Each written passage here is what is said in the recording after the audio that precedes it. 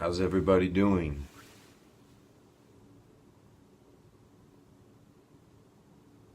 Great. I couldn't make out a single word that anybody said, but I am really, really feeling the energy.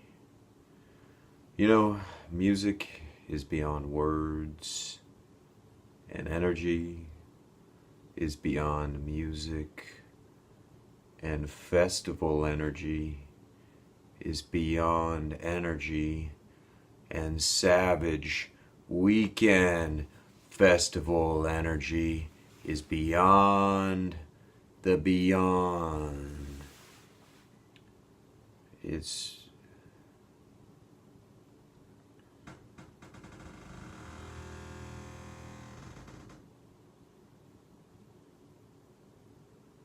so little about me. I'm Rick Weaver, and when I'm not here on stage, I'm in Texas, standing in a parking lot, and a car drives up, rolls down their window. I take their money, they take the ticket, they park their car, they go inside after locking their car, and I continue to stand. Normally the drivers are pretty pissed off about having to pay, and maybe you know this, but it gets hot in Texas sometimes. So I like to tell a couple of jokes to the cars parking in the parking lot. Jokes about the weather to lighten the mood. My coworker tells this funny one about the AC. She'll be standing there, car's right there, and they got the window rolled down, and they're saying, "Where's this? And where's that? And where's that? And where's this? And oh, sorry to be asking so many questions." And she'll say, "Oh, that's okay. You can ask me as many questions as you like because that AC feels good." Anyway, my joke might not be as funny as that bit, but here it is. It goes like this. Someone will say, "How are you?" Or "How's it going?" Or "Hey there, buddy," or "Hey there, boss," or "Hey there, chief," or "Hey there, big man," or "Hey there, asshole," or any other greeting. What do they like to say around here? Interesting. Oh, I like that one. I should use that one sometime.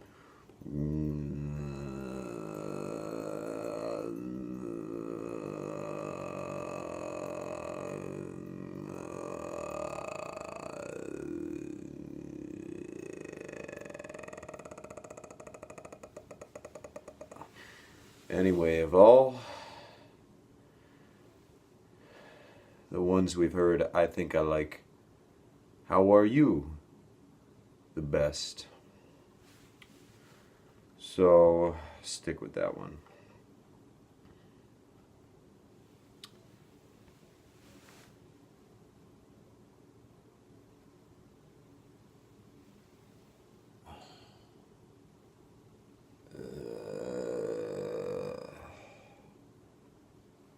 Anyway, of all the ones we've heard, I think I like this one the best. "How are you?" Oh, I was expecting somebody to answer.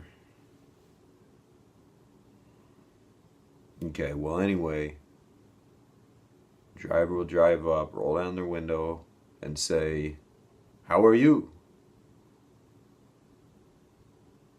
Okay, I wasn't actually expecting a reaction that time based on my calculations, based on the reactions from the first time I asked it.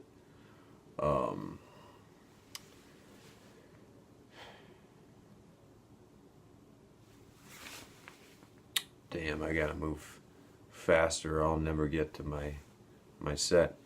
So someone will drive up, roll down their window, and ask, "How are you?" Okay, actually, I was expecting a reaction that time from the audience. How are you? And then I'll reply, you know what? Let's act this one out with volunteer. Any volunteers? Ooh, a couple. I only need one, but that's my own fault because I use the word volunteers. And volunteers is the plural form of volunteer. And you know what? I'm gonna own up to my mistake. I want anybody who raised their hand or didn't raise their hand because they were a little shy, I get to come up here and volunteer. What we'll do, yeah, come on up. What we'll do, I'll have everyone pile into a car, like a lot of people in one car, like a clown car. I don't mean to imply that these brave, confident, assured, honest, good volunteers are clowns.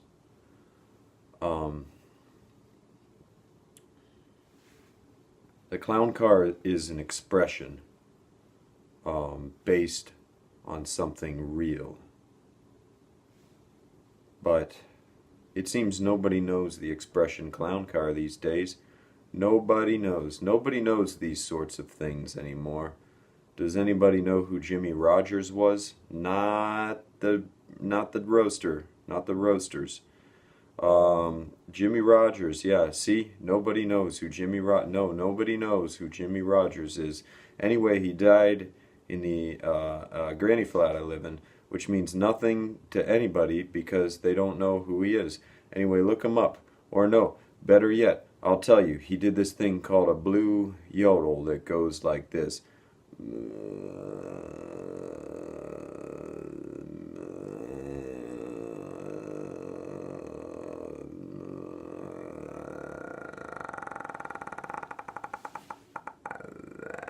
See, that's the blue yodel. And he thought earlier, oh, he's just being wacky, but I was actually developing my proficiency at extended vocal technique from the early 20th century, invented by world famous, back in the day at least, Jimmy Rogers, country star who invented the blue yodel. Anyway, I think our volunteers are ready. So, let's see. Well, maybe y'all are clowns. I don't know. Alright. So I think it would work best if everybody just runs up, like drives, like races, like they want to race past me and not pay to park. But you'll actually stop. And then I'll tell a joke because you're like, cash, I don't want to pay that. So you're just gonna race up. I could demonstrate, but well, I'll demonstrate.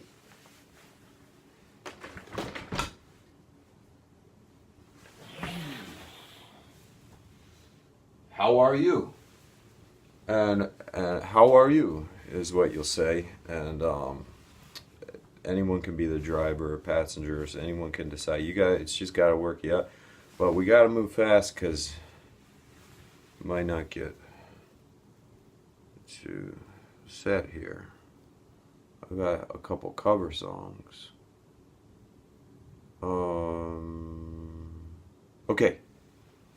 Whenever you're ready.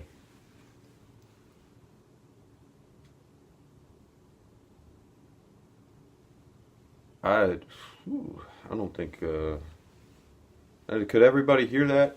That how are you? Do you need a microphone? I I only have this one, and I'm using it. Um, just yeah, yeah. You guys get the gist that they're gonna run up, say how are you, and then I'm gonna answer with a joke, right? Okay. I guess just one more time. I'm sorry. You were doing great.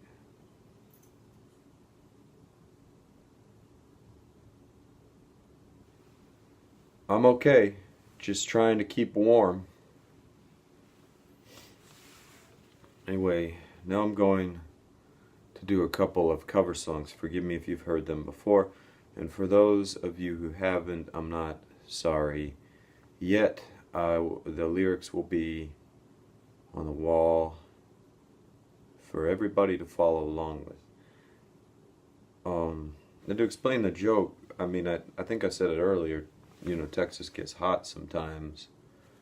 And you would expect somebody to say, trying to stay cool, but instead they say trying to stay warm, and it's like a linguistic, never mind. See, I try to explain this to the cars when they don't laugh either, and I don't know, they'll say stuff like, hurry up, asshole, or come on, asshole, or give me the ticket, asshole, or what are you talking about, asshole? And the cars behind will be honking their horns and saying, hurry up, asshole, move along, asshole, what's the hold up, asshole? What are you trying to,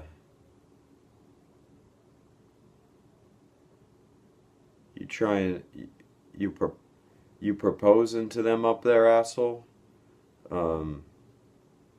Or what is this goddamn social hour in the parking lot, asshole? And thanks for taking my last $20 that I was going to give my granddaughter for a graduation, which is inside right now, but I'm running late, and I don't know what the hell you're talking about, asshole. Give me my ticket and stop talking about warm and cool, and I don't care about the weather and all that. So thinking back on all these things and the reactions that I got in the parking lot, I mean, I think the joke went better. I think the joke went better here tonight. Um,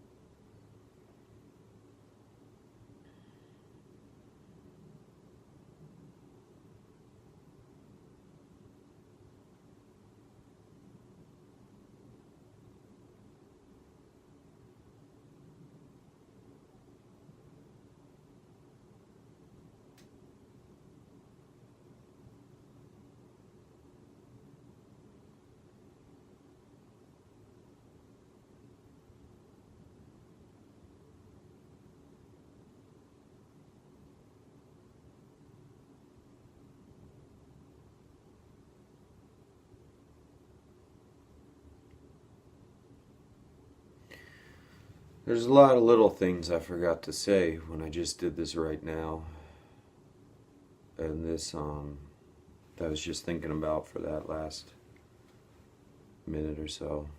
Um,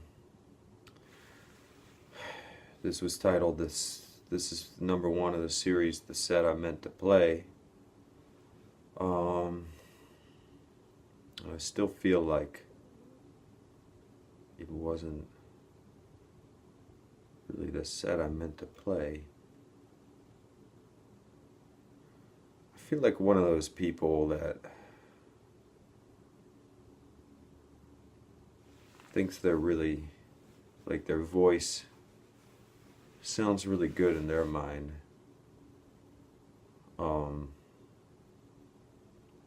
Their singing voice.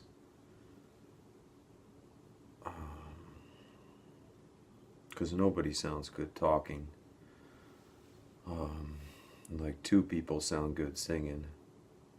And one of them is Jimmy Rogers. And the other is not you, and it's not me. It might be you. I don't know. They haven't found the second one yet. Anyway, the silence there a minute ago is because I'm debating whether I should do this again. If it's really healthy to keep harping and worrying about past regrets and mistakes.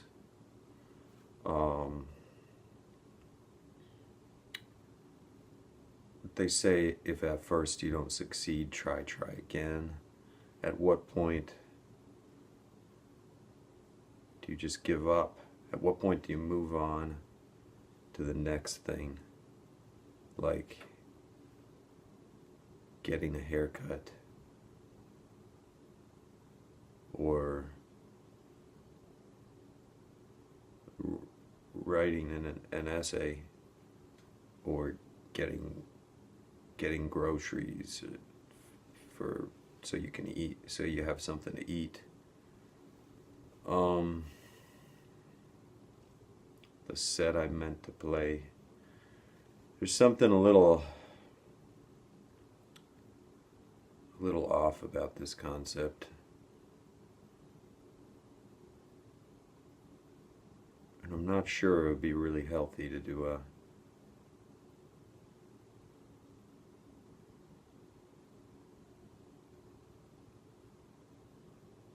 second take. This is about the loneliest feeling I've ever had. I don't know how you YouTubers do it.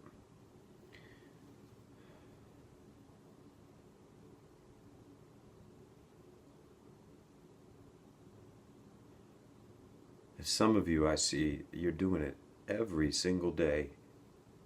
Just talking into the camera to nobody. And then you got these Russian bots saying crazy stuff to you in the comments section. And then you got this little thanks, exclamation point. At this point is no longer any kind of meaningful punctuation mark. It might as well just replace the period. Thanks. Russian bot says, and that's not Blue Yodel there. And you say, thanks, Russian bot.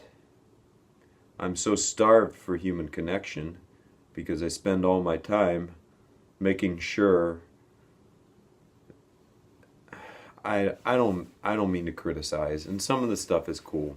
Or I like when the families play pranks on each other, like get a pet hermit crab and show how to feed the hermit crab.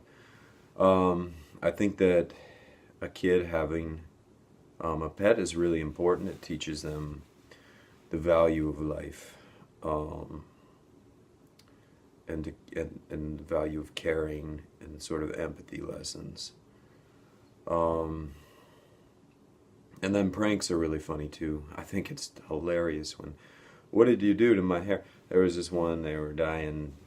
The guy thought he was getting a haircut, but the gal, she was actually dyeing his hair green. That was really funny.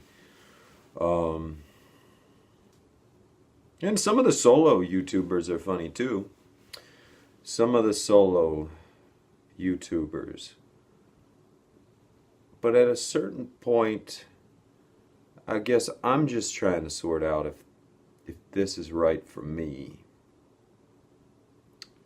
if this is what I want to do with my free time.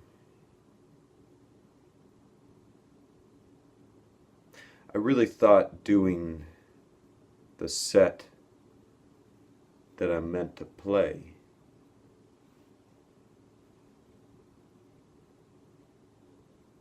would refresh me and free me from all the mistakes and worries and circular thoughts just carouseling inside my head. And to tell you the truth, the set ended about 10 minutes ago, and the worries are honestly, they're just escalating.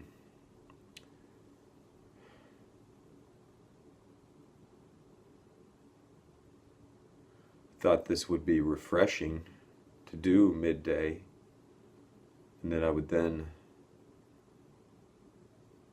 go on and have a busy day, but I honestly feel like laying flat on my back and listening to My Life by Billy Joel over and over again.